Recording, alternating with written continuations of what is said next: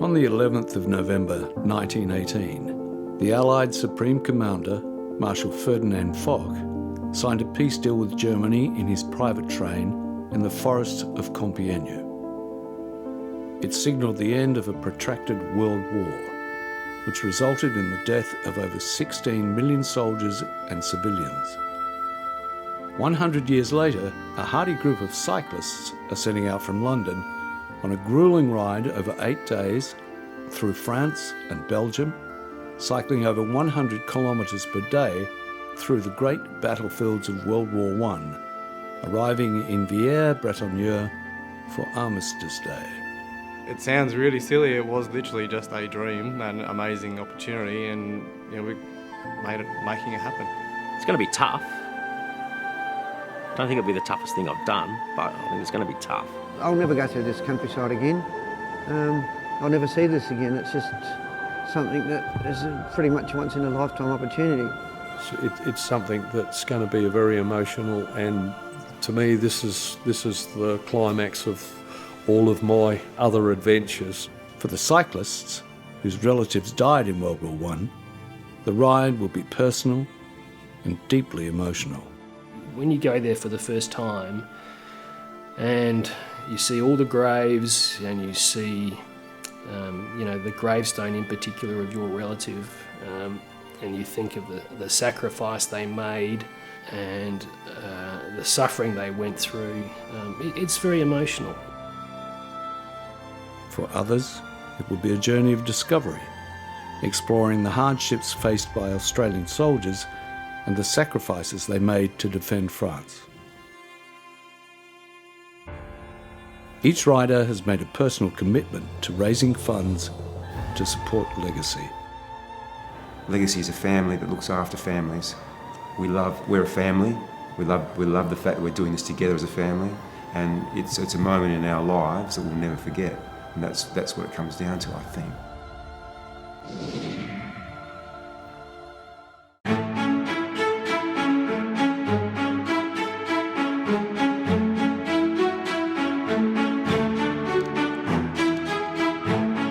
The riders gather in London, not sure what to expect in the days ahead. The northern winter is approaching and the roads will be wet and slippery. This will be probably the most challenging ride that we end up doing because we're in different countries, we're in different time zones. We've got some pretty challenging rides, and I think the weather's going to be challenging. Working behind the scenes to support the riders will be Legacy General Manager Gail Chawton and President Meredith Wiles. To now be here, about to take off on this wonderful trek for 8 days through the battlefields is just a huge step, and I'm really proud of them. I think they're fabulous. Pandemonium, I would like to say, pandemonium, but it's what it's all about, getting together as a team and making sure we stick together as a team. It's fantastic. Cheers. Good to see you. I think it's good that it's going to be hard, and it's good that it's going to be cold and wet and probably miserable, because that's exactly how the Diggers had it. I'm sure the guys will do very well without me. I'm sending my brother over there, Darren, so he'll be there to help out, and yeah, they'll be fine. Like I said to the boys, I said, look, all the training you do, that's really great, but you're all going to have to ride to my heart rate in any case. So a farewell at Australia House, attended by Prince Edward, the Duke of Kent, heartens them for the task ahead.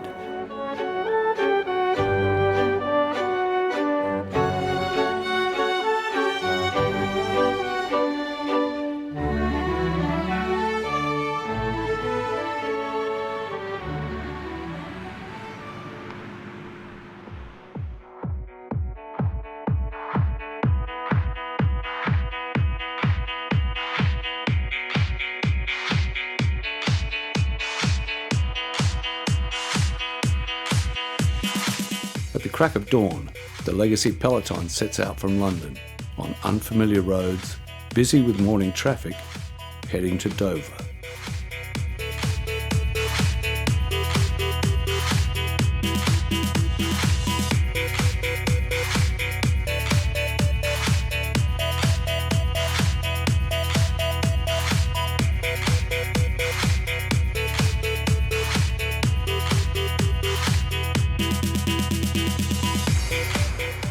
narrow roads, dense with cars and trucks, the cyclists are forced to ride perilously close to the curb.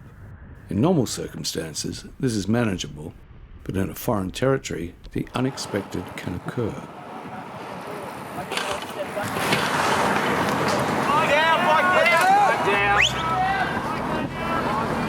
Oh, we've got a cyclist down. One of the cyclists has fallen, and the support crew rush back. It's Bim Lang. Bim's knee is bloodied and his uniform is torn. He's okay, but is forced into the support van as a precaution.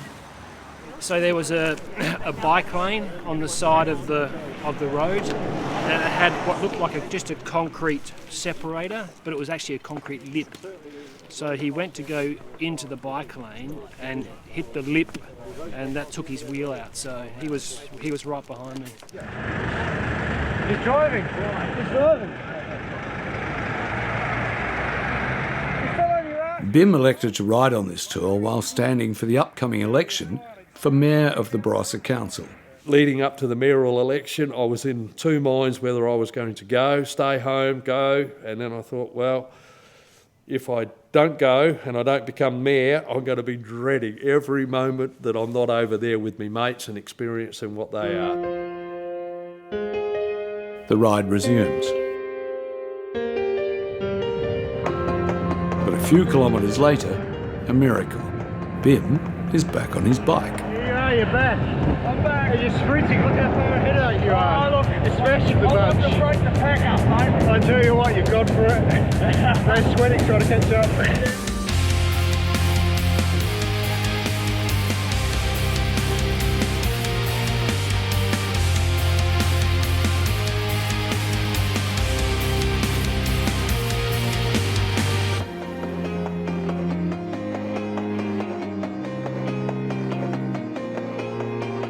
The going is tough. Narrow lanes, muddy tracks, and steep climbs begin to take their toll. Slow riders welcome a helping hand where necessary. The peloton finally stops for lunch at Ashford, 80 kilometres out of London.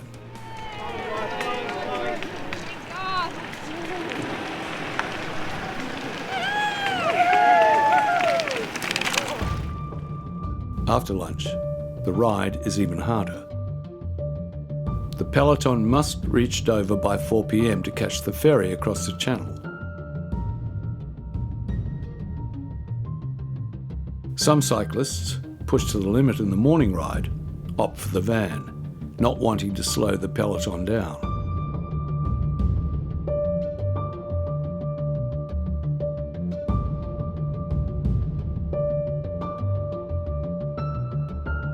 Despite many challenges, they make it on time and are soon headed for the calm of Calais.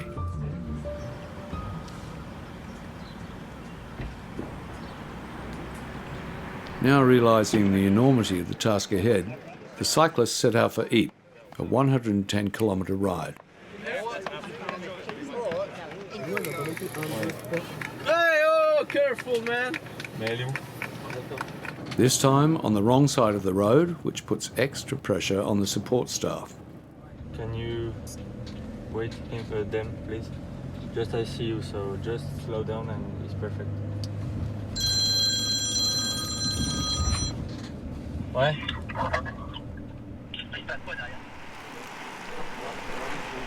20 kilometres out of Calais, the riders turn off the highway to a path hugging the River Doye.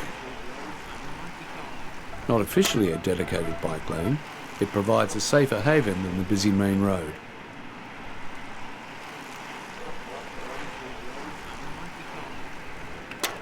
The journey to Ypres promises much. On arrival, the riders will attend a twilight service at the famous Menin Gate Memorial to the Missing, dedicated to the British and Commonwealth soldiers who died in the Ypres salient without a known grave.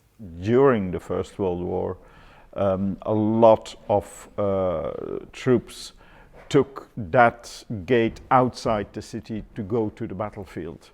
Also including all of the Australian Imperial Forces. This memorial service will be particularly important to cyclist Greg Bartlett and his wife, Chantal. Chantal and Greg have been together for 24 years and are grateful for the happy and secure life they lead. But for Chantal, this was not always so. I was a legacy child. My parents migrated here from England. My father and mother were both in the Second World War. Chantal, her mother and siblings were left destitute in the 1960s after her father died. For me, I don't actually even remember my dad. And that's pretty hard sometimes. It was legacy who saved her and her family. Legatee Dr. Cherry took over the role of helping them through this difficult time. He basically looked after our family till I turned 16. So, yeah. And he helped keep us together because at the time they were talking to Mum about maybe sending us, fostering us out. And she said, no, I can't do that. And yeah, so they helped Mum through that. I suppose for myself and my family, our childhood was probably different. Sorry. You know, we take nothing for granted now.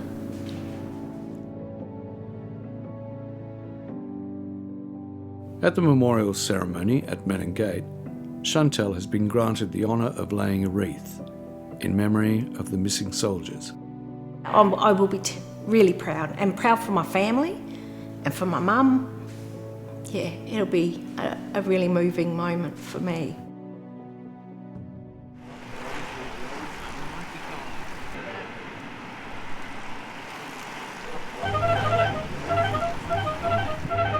The cyclists reached Dunkirk without mishap, where they stopped for lunch, before taking in the site of the famous rescue of British soldiers in World War II.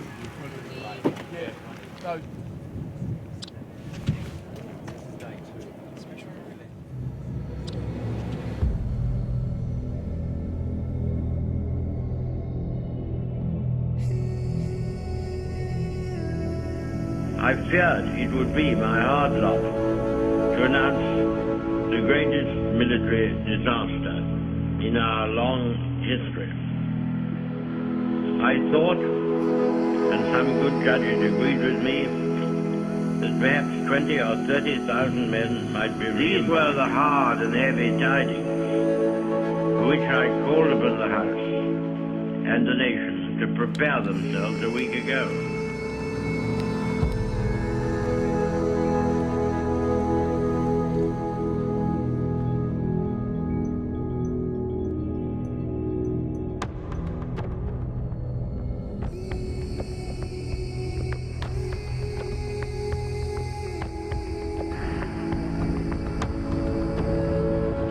Late in the afternoon, the riders reached the picturesque town of Ypres to prepare for tonight's ceremony.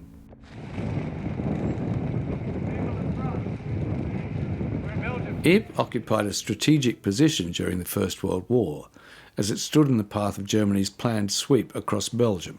From October 1914 to October 1918, so a full 4 years, the city of Ypres was at the center of this sector in the Western Front. Over 14,000 Australian lives were lost in the defense, basically, of the city. So that is certainly a big bond.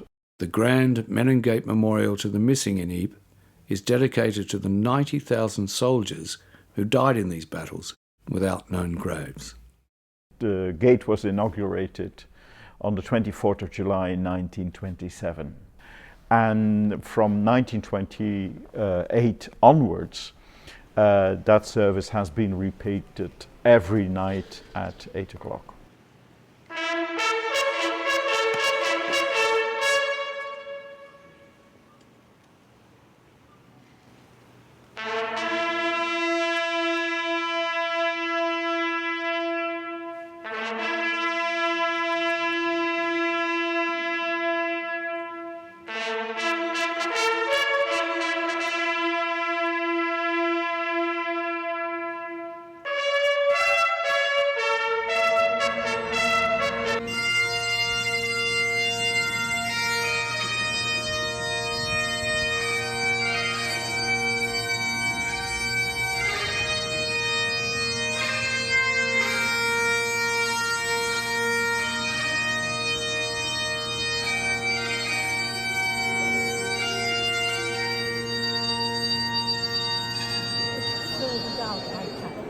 Literally not half of them. Knocking way up. Day 3, a 130-kilometre ride from Ypres to Mons, promises to be one of the toughest rides of the Tour de Legacy. Not physically, but emotionally. The riders will visit battlefields and cemeteries of World War I. Pass around and close the gap for them. Those guys that I mentioned the names before, sort of embed yourself within the bunch. If we get to the point where people are dropping off, call out a number. Don't yell slow down, don't yell anything because we can't hear.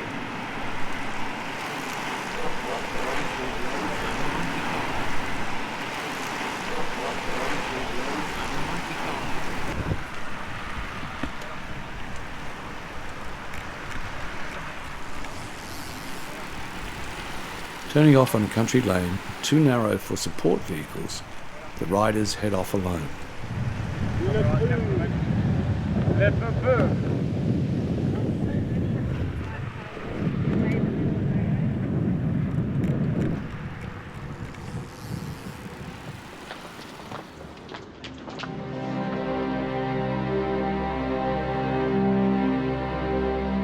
Tyne-Cot Cemetery is the largest Commonwealth War Grave cemetery in the world.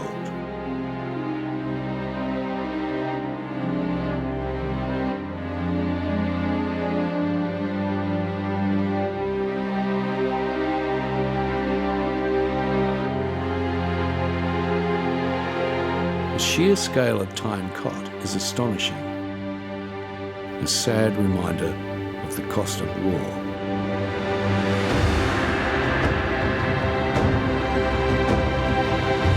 So many young lives lost, so many families left distraught.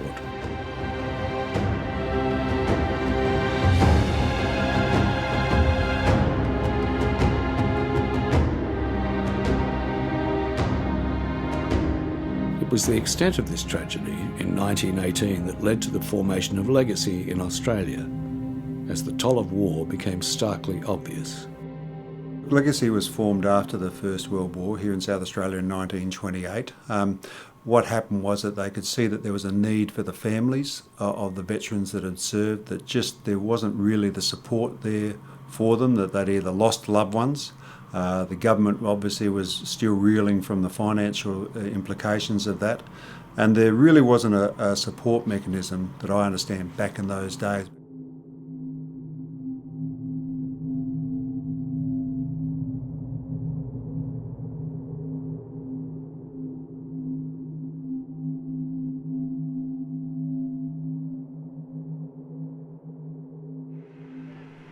Next, the peloton heads to Sanctuary Wood, a battlefield southeast of Ypres, where a British trench system has been preserved for posterity. Once part of the British front line, Hill 62, named for its elevation in metres on military maps, witnessed some of the most intense battles of World War I.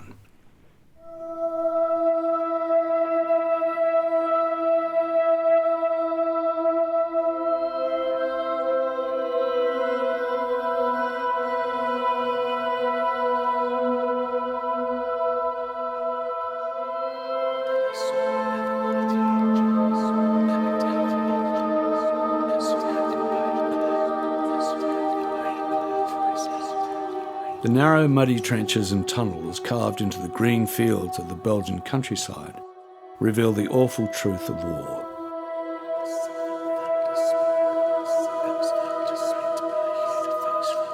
A stubborn struggle to survive in shocking conditions, a test of courage and fortitude that few today can understand.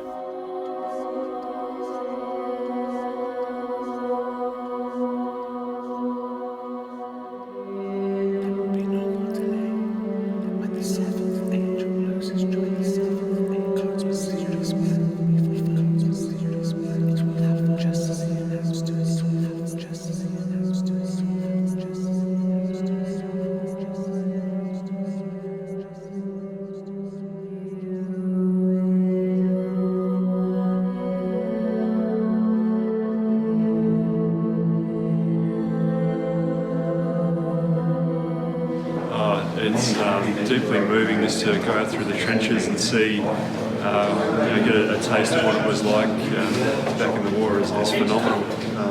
Very special, moving experience. In 17 they had their worst winter. This would have been a quagmire, the whole joint. But this, I have to come back now. Yeah, for people that haven't served or haven't done that particular type of job, and they might think some people might think I'm an idiot, but to say that you've signed the dotted line and I'm prepared to do what it takes to protect my country, right? That's a big signature.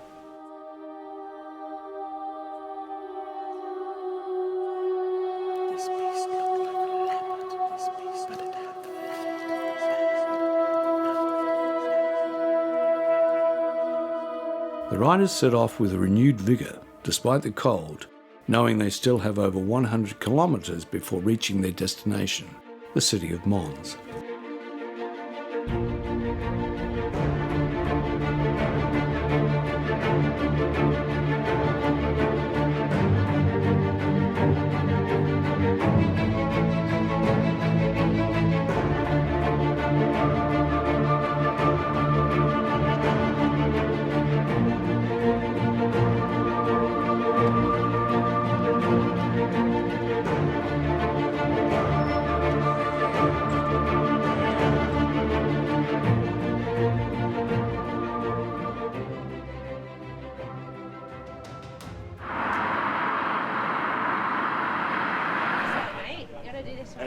Oh no, can't do that.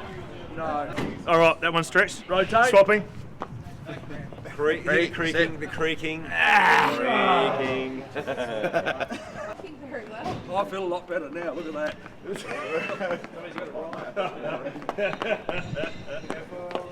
As the riders prepare to depart Mons on a 106-kilometre ride to Namur, Bim Lang is still waiting anxiously for news of the Barossa Council election results.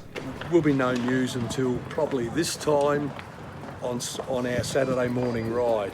So I'll probably be hopefully riding out as knowing that I'm either the mayor or going home to pump the tyres up on the caravan and going away.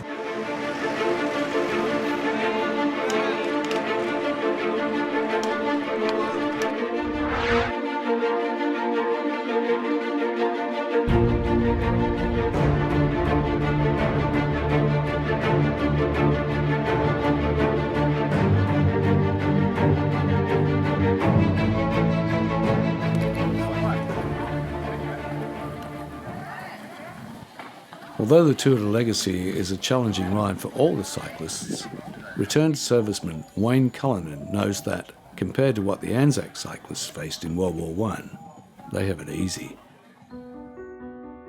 Captain Colin Hales joined the newly formed 1st Anzac Cyclist Battalion in July 1916, soon after marrying childhood sweetheart Mabel Peters in Adelaide. Colin was born in Victoria, but just over the South Australian border, in a little town just near Bordertown. And he moved to Adelaide later in his life and became a printer at the Register. The couple spent 2 precious nights together as man and wife before he departed for Europe. The 1st Anzac Cyclist Battalion soldiers were originally intended to operate like cavalry, but they gradually evolved to play a range of other important roles. They fought in the trenches when needed, provided backup support behind the lines for reconnaissance and salvage work, and assisted local farmers with their harvest to build goodwill during the turmoil of war. So I think about them mounting their bikes each day and setting out on ride. Very fore on the front of their mind would be who's going to hit the first mine, who's going to get strafed by aircraft, who's going to ride straight into the first ambush, etc. Promoted to lieutenant, Colin was initially dispatched to the Somme battlefield, where his unit was assigned the gruesome task of burying the dead. It was dangerous work, as the Germans were still shelling the region, and there were constant gas alarms and bombs exploding. The harsh reality of war struck home for Colin when fellow soldier Lance Corporal Clifton Leslie, returning to a dugout to retrieve his coat, was blown to pieces by German artillery. A shell fire is completely indiscriminate. To people on the ground can appear random, why did he die versus not me, etc. And the unfortunate truth is that in order to do its job, it actually tears people asunder. Clifton's death was the first fatality in the cyclist battalion. Unfortunately, it was not to be the last. During November 1916, Collins' unit was engaged in a series of fatigues, water patrols, guarding prisoners at a POW camp, and cable laying at Delville Wood. Relocated to the village of La Houssay, the weary cyclists carried out sorely needed maintenance of their bicycles and equipment before resuming their endless fatigue duties. On the 20th of December 1916, on a reconnaissance mission, Lieutenant Colin Hales was hit by enemy shell fire. The records show that there was one other soldier wounded and 12 others involved in the incident. So in those days, unless the road was terrible, they usually rode 2 abreast, so it would have been a patrol of 14 or so. It appears Colin was killed instantly. He was just 24 years old.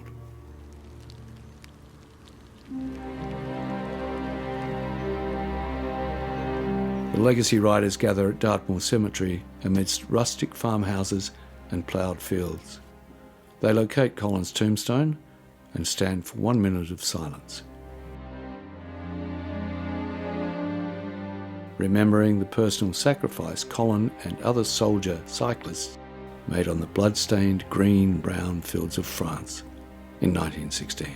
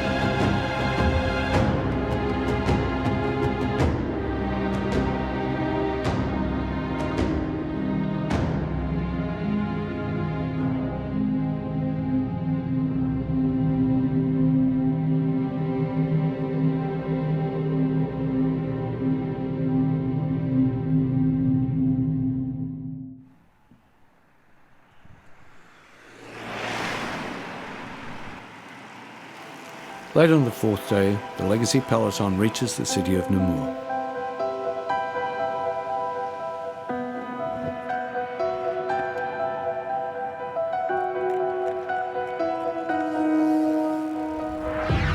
Day 5 of the Tour de Legacy is the Queen stage, the most demanding day of their long journey. The 132-kilometre ride to Charleville-Mézières begins with a punishing 4-kilometre ascent, followed by another 60 kilometres of rolling hills, part of the spectacular Ardennes mountain range in Belgium.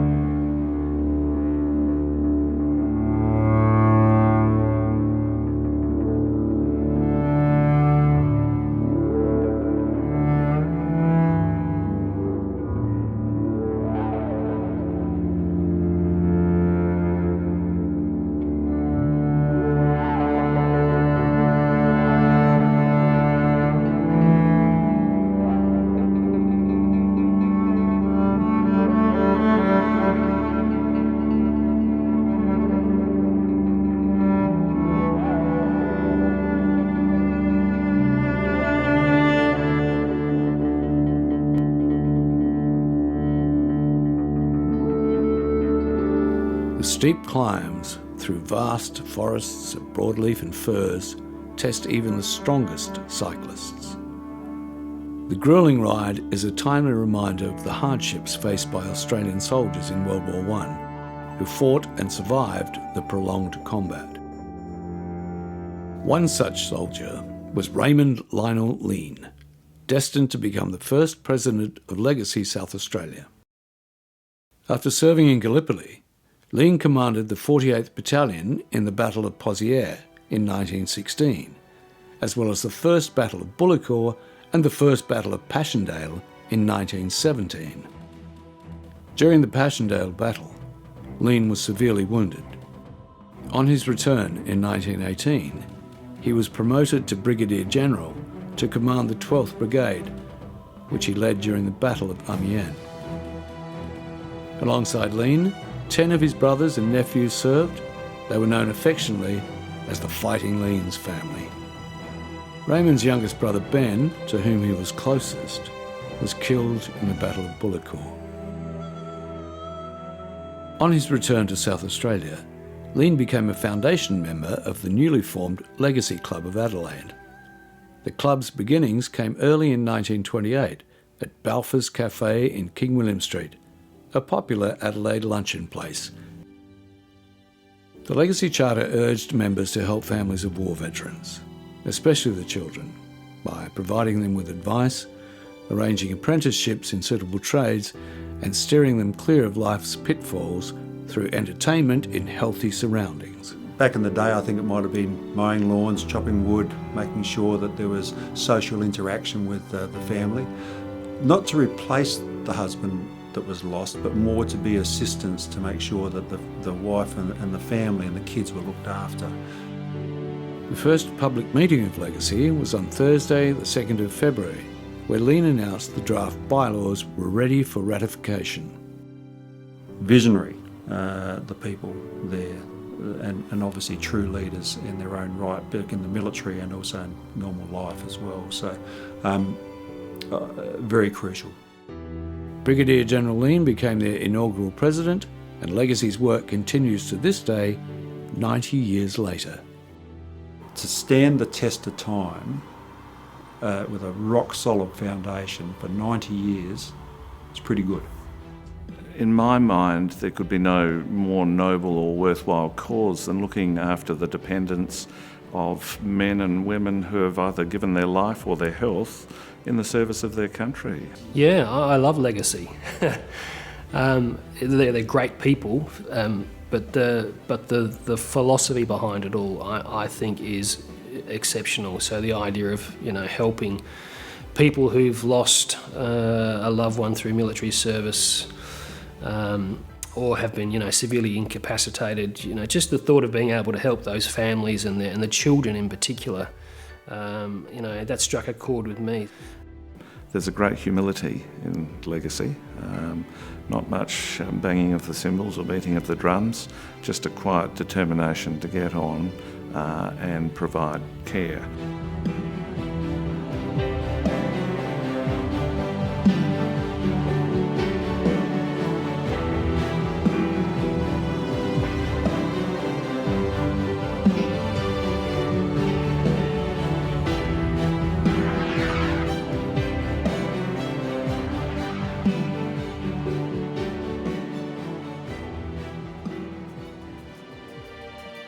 The cyclists have traversed over 600 kilometres so far. Their bodies are weary and their joints aching. Yet today, they face another gruelling 126-kilometre ride. Although the route contains less vertical metres, they still have to contend with 9 climbs of over 1 kilometre.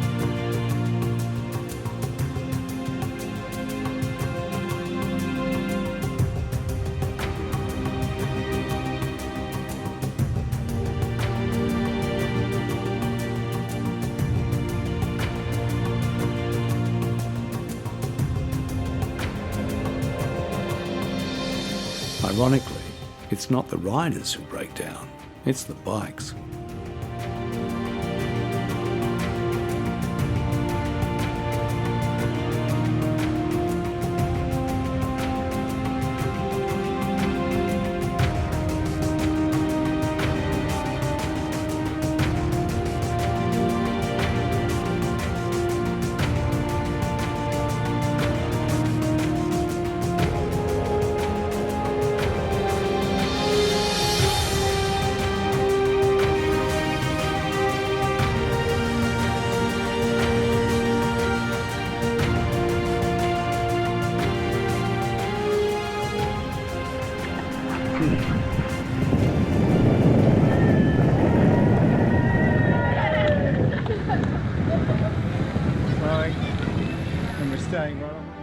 The legacy riders visit the impressive Australian War Memorial at Mons Saint-Quentin, 30 kilometres away.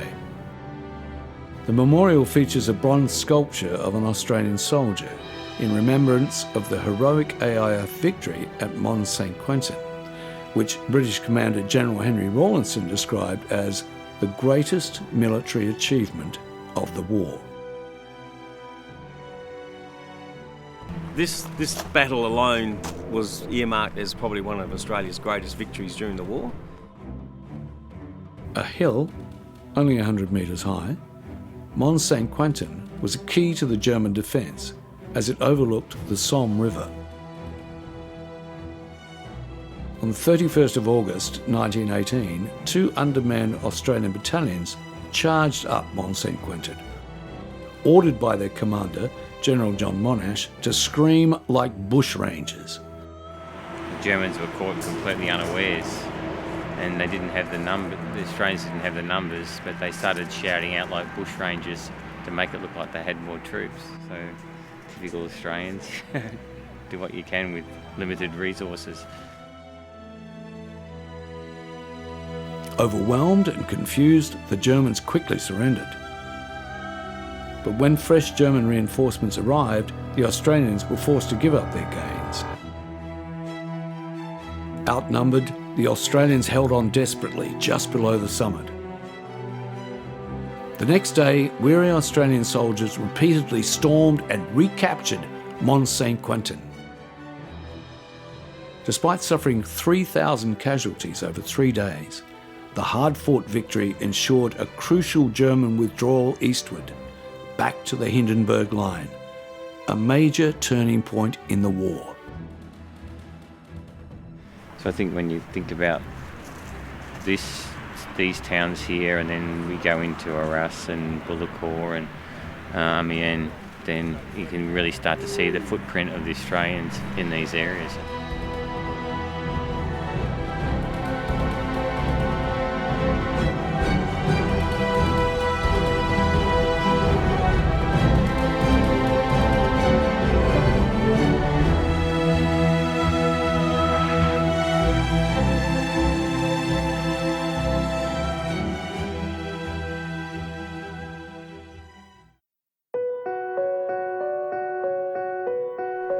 On day 7 of the Tour de Legacy, the cyclists set out with a growing understanding of the role Australian soldiers played in World War I.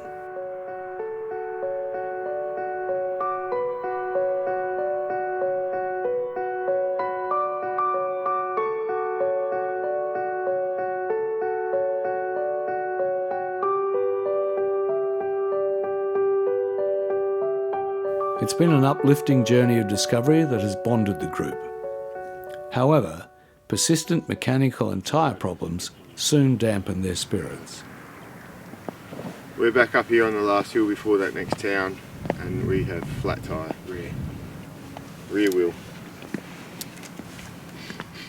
Yeah, incredible in country roads. So morning tea's up the road if you want to go up and grab something. Yeah, you guys can go. Yeah, good go. It's just a few. Watch your back.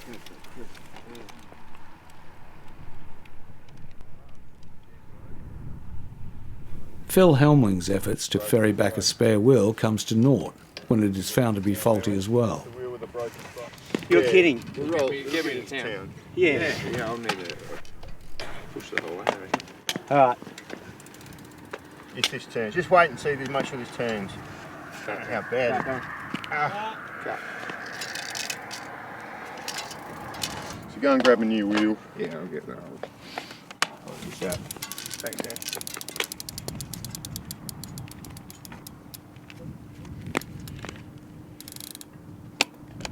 People who hire out bikes should not put the crappiest tyres available on them. It should be a sin. It is a sin.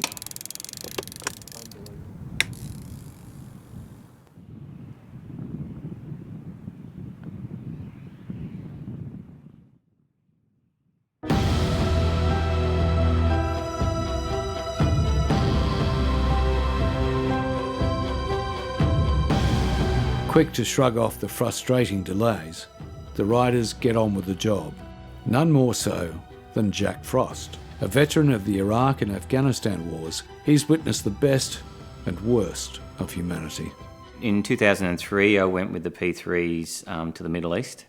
We basically were doing combat missions over Iraq. And then in 2011, 2012, I was in Kandahar, Afghanistan. Yet his experience pales into insignificance when compared to the hell on earth his two great-great-uncles endured in World War I during the battles of Bullecourt and Fromelles. Artie Tregloan was a well-known footballer. He played for Port Melbourne from 1903 to 1914. He captained the Port Melbourne football team for a few years. He was in the VFA state team as well, so he was obviously an accomplished footballer. He took part in the Battle of Bullecourt in May 1917 when British troops attacked German defences for the second time near the French city of Arras. German resistance was fierce, and when the offensive was finally called off, few of the initial objectives had been met. Artie was killed in action at Bullecourt on the 3rd of May.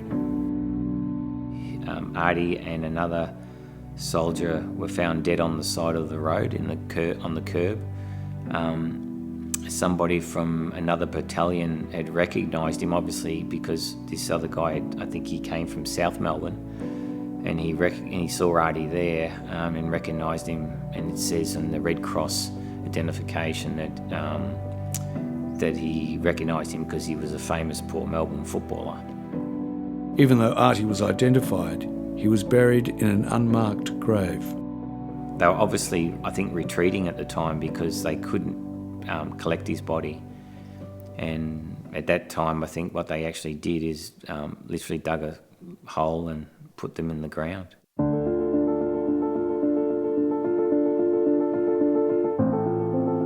The riders accompanied Jack to the memorial site near where Artie died.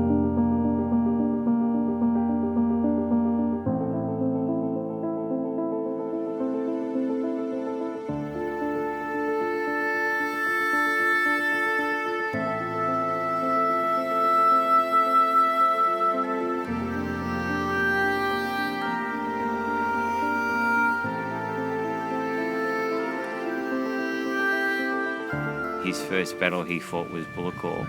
So he fought in, obviously, the first wave in April under the 2nd Division, and obviously survived the first assault, which wasn't so successful, and died on the first day of the second assault.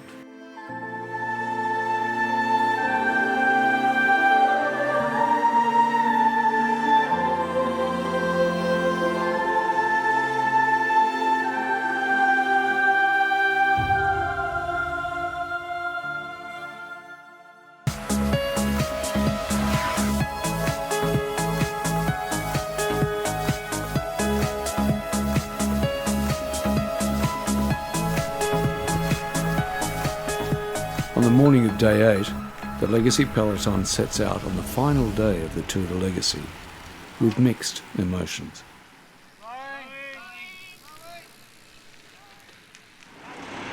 The journey's been long and demanding.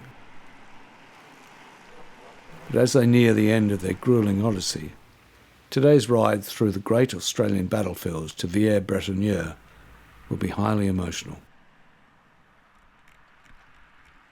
None will feel it more than Steve Mason, who served for 12 years in the Royal Australian Air Force and is riding in memory of his great-grandfather. William Isaac Mason enlisted on the 16th of March 1916 at the age of 41. Previously, people of his age were too old to be considered for enlistment, but they needed to raise a new division because they were running out of men, basically. William served in the 3rd Pioneers, a battalion who were never without work, much of it in the dangerous forward areas. His background was as a miner and as a telegraph linesman, and so those two skills were considered very useful in the 3rd Pioneers, which was basically light engineering battalion. So they would be involved in digging trenches, repairing trenches, communication lines, and when needed they were called into battle as infantrymen. On the 27th of May 1918, at Villers-Bretonneux, William was shot and badly injured. I reckon he was probably somewhere up the front, laying lines or digging trenches, and probably got popped by a sniper, and 4 days later he died. He left behind 4 young sons. With temperatures below 10 degrees, the prospect of further rain and wind fails to dampen the peloton's enthusiasm. As they reach the morning tea break, their spirits are lifted with good news.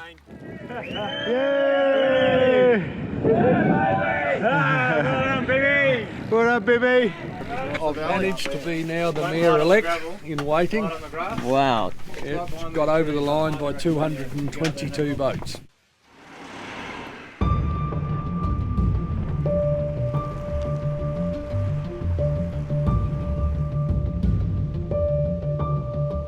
The morning cycling has been tough. The weary peloton reaches the town of Fouilleux for lunch, just a few kilometres from Villers-Bretonneux, an area that saw Australians engaged in the fiercest fighting of World War I. In March 1918, the course of World War I entered its most dangerous stage, when German troops launched their spring offensive against the Allies. The first days of the German offensive were very successful, so the Germans advanced far into the German lines. The Allies began to fall back against the tremendous weight of this offensive. So the Germans wanted to get to Amiens and to go further to the coast in order to split the British armies at the north and the French armies at the south.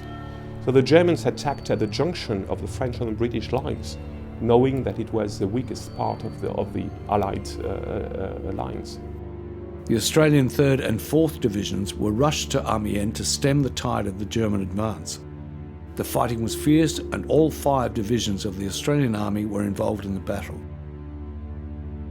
At Villers-Bretonneux on the 25th of April, we stopped the final thrust of the German spring offensive and counterattacked and began to establish the circumstance from which we were able to then push the Germans back. This last-ditched effort by the Germans to win the war came to a grinding halt. So if the Germans had taken Villers-Bretonneux, and if the Germans had taken Amiens, what if? But things would have been probably different. The 100-day offensive began on the 8th of August 1918, when the Allies launched a determined assault on German positions. The Australian 4th and 5th Divisions spearheaded the advance in their sector.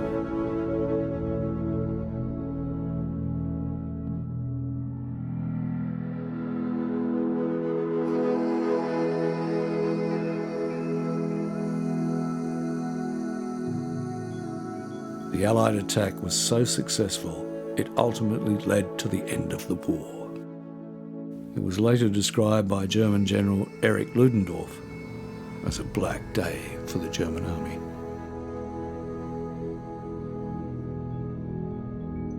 Today, these famous battles are commemorated at the Australian National Memorial at Villers-Bretonneux. The sacrifices made by Australian soldiers are remembered fondly by the French. And they were coming from the other side of the world, from Australia to here, to France, to fight for our country and to defend my country, my home soil. So it's something it's very special, I think, because of the distance and the fact that they were all volunteers.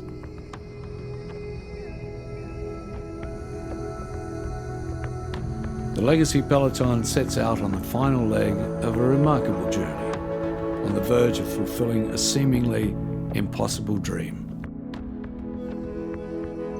They've cycled from London 900 kilometres in 8 days, climbing hills, riding over mud and cobblestones, overcoming mechanical woes and battling rain and biting cold.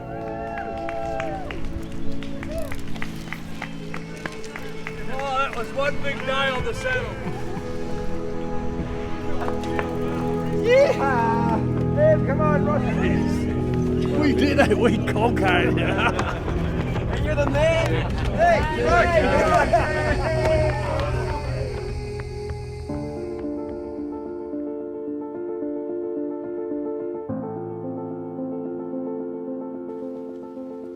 Welcome to the commemorative service at the Australian National Memorial at Villers-Bretonneux in northern France.